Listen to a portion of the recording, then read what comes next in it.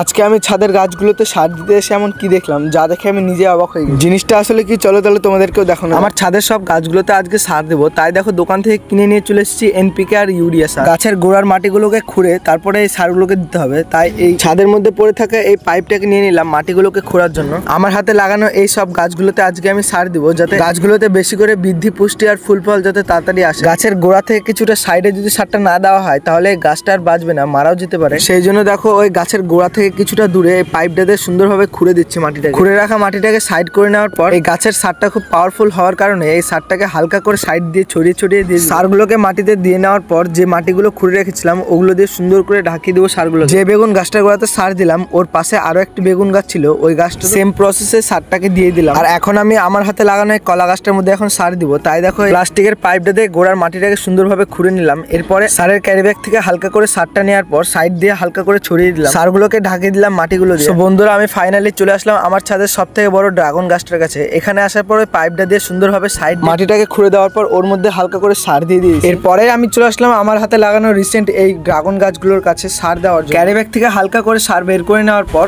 এই ড্রাগন গাছগুলির গোড়াতে যে জায়গাটাতে মাটিটা খুঁড়ে রেখেছিলাম ওই জায়গাটাতে হালকা হালকা করে সারগুলো দেখো দিয়ে দিচ্ছি। এই ড্রাগন গাছগুলিতে সার দেওয়া কমপ্লিট হয়ে যাওয়ার পর একটু চেক করছিলাম যে এই গাছের ডালে কোথাও ছত্রাক ধরেছে কিনা। আমি এটা দেখে অবাক যে শুধুমাত্র 4 দিনের মধ্যে দেখো এই ডালটার মধ্যে ছোট ছোট দুটো কুশি বেরিয়ে। সো লিটারালি আমার সবগুলো গাছে সার দেওয়া কমপ্লিট হয়ে গেল। আর তোমরা আরো কেউ মিনি ব্লগস দেখার জন্য সাবস্ক্রাইব করো। বাই।